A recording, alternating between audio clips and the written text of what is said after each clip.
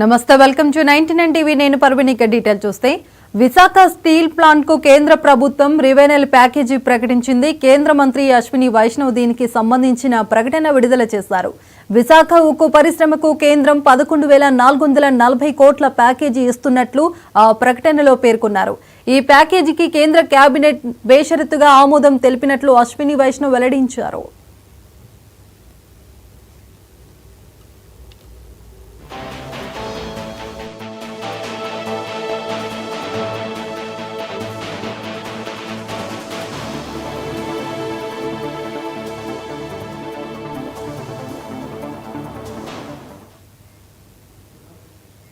Visakha steel plant కు కేంద్ర ప్రభుత్వం రివైనల్ ప్యాకేజీ ప్రకటించింది. కేంద్ర మంత్రి అశ్విని వైష్ణవ్ దీనికి సంబంధించిన ప్రకటన విడుదల చేశారు.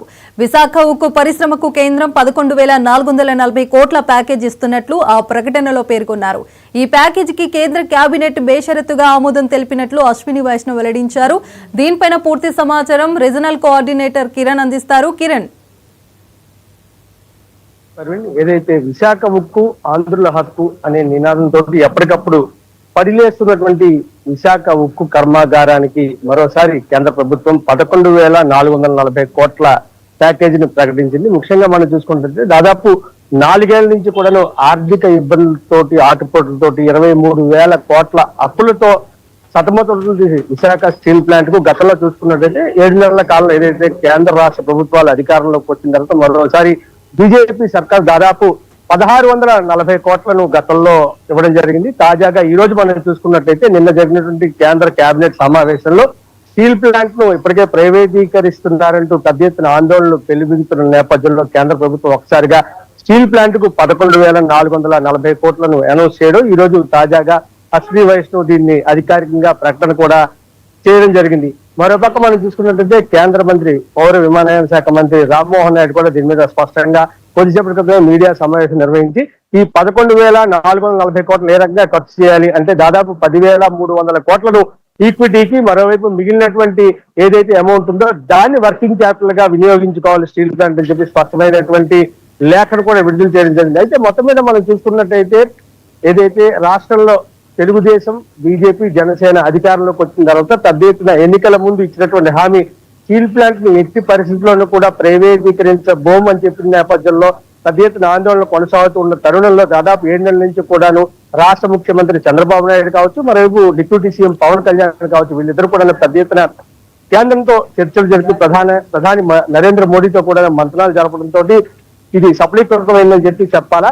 ఈ రోజు మనం చూసుకున్నట్లయితే రాష్ట్ర వ్యాప్తంగా ఆంధ్రప్రదేశ్ సంబంధించి అన్ని ప్రాంతాల్లో కూడాను రాష్ట్ర ప్రభుత్వం ఏదైతే స్టీల్ ప్లాంట్ డిజిన్వెస్ట్మెంట్కి వెళ్ళిపోతుందని చెప్పి వస్తున్నటువంటి ప్రకటనలు ప్రచారం నేపథ్యంలో ప్రతిపక్షాలు కావచ్చు, ఇది కార్మిక సంఘాలు కావచ్చు పెద్ద ఎత్తున ఆందోళన వ్యక్తం చేస్తున్న నేపథ్యంలో కేంద్ర ప్రభుత్వం తీసుకున్నటువంటి ఈ నిర్ణయం పట్ల సర్వత్రా హర్షం వ్యక్తం అవుతుంది. ముఖ్యంగా విశాఖ జిల్లాకు సంబంధించి అయితే నేతలు ఎవరైతే ఉన్నారో ఇటు వెస్ట్ ఎమ్మెల్యే గవర్నమెంట్ విప్ అయినటువంటి గణబాబు కావచ్చు, మరోవైపు గంటా శ్రీనివాసరావు కావచ్చు, ఇతర ఎమ్మెల్యేలు మంత్రులందరూ కూడాను ఒక పండగ వాతావరణం స్టీల్ ప్లాంట్ కు కేంద్రం ఖచ్చితంగా న్యాయం చేస్తుందని చెప్పి గత 7 నెలల నుంచి కూడా వాళ్ళు చెప్తున్న పరిస్థితి ఈ రోజు అది సఫలీకృతమైందనే చెప్పాలి.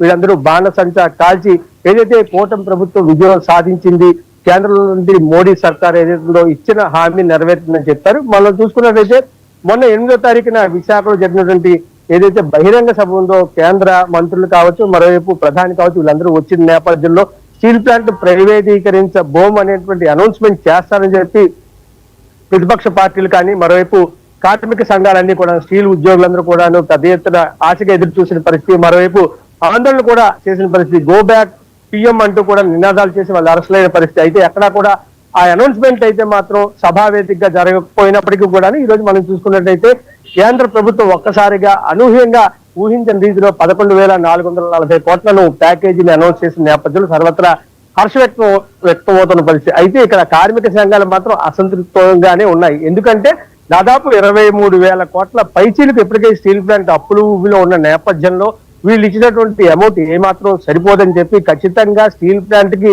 సొంత గనులు కేటాయిస్తే తప్ప ఇది మెరుగుపడే పరిస్థితి ఉండదు, లేదంటే కనీసం సెయిల్లో అయినా విలీనం చేయాలని చెప్పి వాళ్ళందరూ కూడా ఆందోళన వ్యక్తం చేస్తున్నారు. ఎప్పటికప్పుడు పనిలేస్తున్నటువంటి స్టీల్ ప్లాంట్ లో ఆదుకోవాలంటే ఖచ్చితంగా సెయిల్ ఒక్కటే తమకు రక్షణ కల్పిస్తుంది, సెయిల్లో విలీనం చేయాలనేటువంటి డిమాండ్ అయితే మాత్రం కార్మిక నేతల్లో కానీ ఉద్యోగుల్లో కానీ స్పష్టంగా కనిపిస్తుంది. ముఖ్యంగా మనం చూసుకున్నట్టయితే విశాఖపట్నంలో ప్రజెంట్ ఉన్నటువంటి బ్లాస్ట్ ఫర్నెస్ మొత్తం 3, ఒకటి కావేరి, మరోవైపు గోదావరి, కృష్ణ. ఈ 3 బ్లాస్ట్ ఫర్నెస్ ఏమవుతుంది, అందులో 2 ప్రజెంట్ గోదావరి ఒకటి, కృష్ణ ఒకటి, 2 వర్కింగ్ నడుస్తూ ఉన్నాయి. దాదాపు ఏటా 7.3 మిలియన్ టన్నుల ఉత్పత్తిని సాధిస్తున్నటువంటి స్టీల్ ప్లాంట్ అనూహ్యంగా ఒక్కసారిగా పడిపోయిన పరిస్థితి. రోజుకు కేవలం 21,000 టన్నులు మాత్రమే ఉత్పత్తి జరుగుతున్న పరిస్థితి. అయితే 3వ బ్లాస్ట్ ఫర్నెస్ ఏదైతే ఉందో ఈ కావేరి అనేది పూర్తిగా మూసివేసిన నేపథ్యంలో దీనికి ప్రధాన కారణం రా మెటీరియల్ కానీ మ్యాంగనీస్ కానీ ఇవేవి లేకపోవడం వల్ల ఈ పరిస్థితి అని చెప్పి కార్మిక నేతలు కానీ ఉద్యోగస్తులు కానీ ఆవేదన వ్యక్తం చేస్తున్న ప్రస్తుతం 2 బ్లాస్ట్ ఫర్నెస్ ఏదైతే గోదావరి కానీ కృష్ణ కానీ ఈ 2 బ్లాస్ట్ ఫర్నెస్ నడుస్తున్న నేపథ్యంలో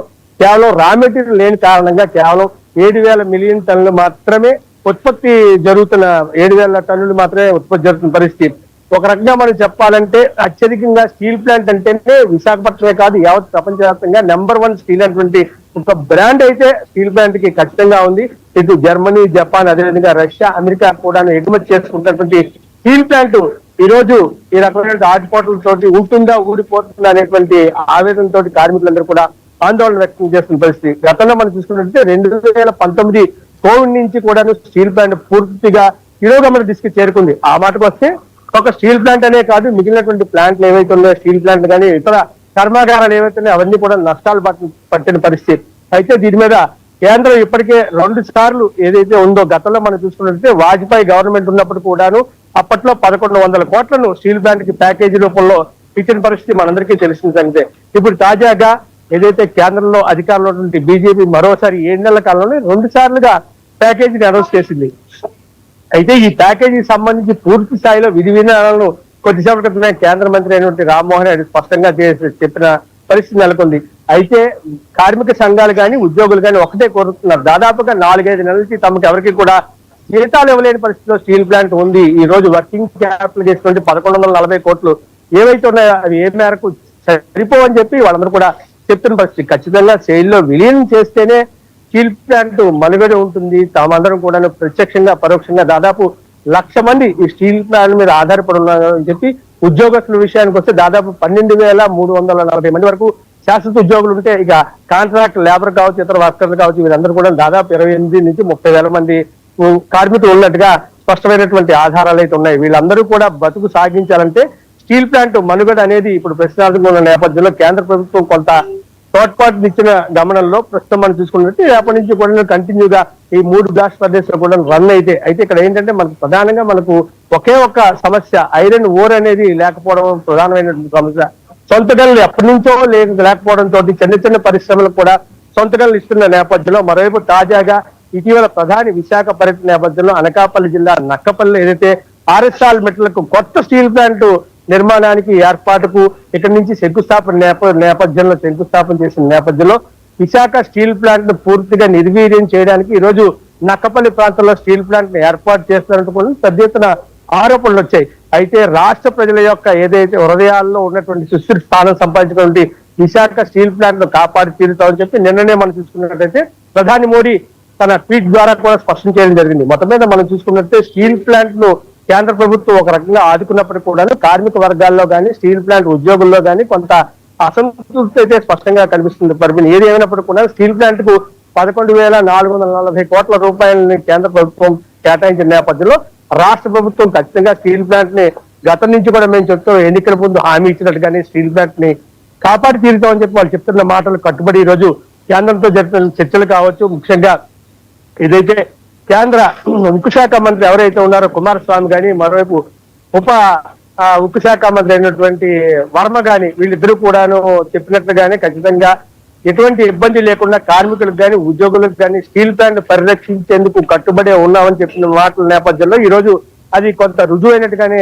స్పష్టంగా తెలుస్తుంది. పర్వీన్ ఏది ఏమైనప్పటికీ కూడా స్టీల్ ప్లాంట్ మనుగడ సాగించాలి అంటే మాత్రం ఖచ్చితంగా ఏదైతే మనం ఇందాక చెప్పినట్టుగానే సెయిల్లో విలీనం చేస్తేనే సాధ్యమవుతుందని చెప్పి కార్మికుల వాదన.